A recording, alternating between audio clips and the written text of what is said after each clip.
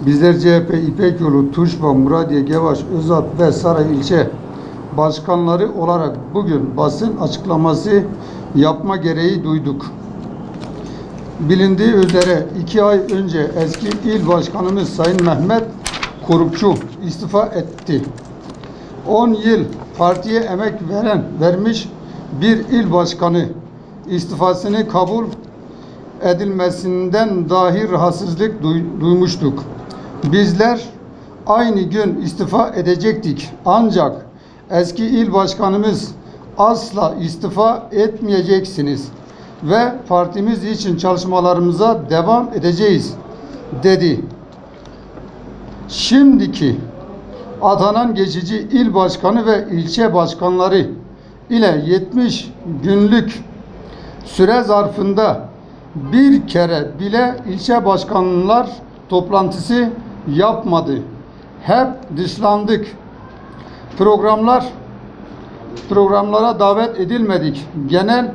Gelen ekip partiyi büyütmeye değil asla bölmeye geldiğini fark ettik ama yine de partimize zarar vermemesi diye çalışmalarımıza devam ettik. Bizler partimizi 6-7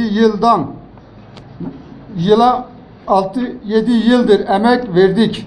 10 yıldır partiye uğramayan, parti üyesi olmayan insanlar şu an CHP Van'ı yönetiyor. Bizim emeğimiz göz ardı edilip dışlanıyoruz.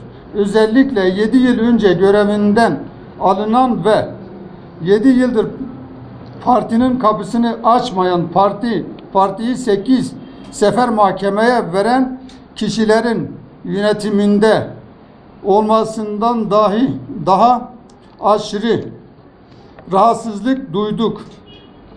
Bardağı taşıran son damlanın da İpekyolu, Tuşba ve Özalp ilçe başkanlarımızı görevde alınıp yerine başkalarının atanması oldu.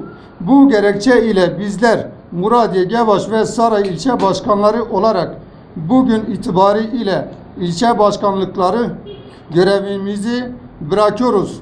Ancak parti içerisinde tüzük kuralları çerçevesinde haklarımızı aramaya devam edeceğiz.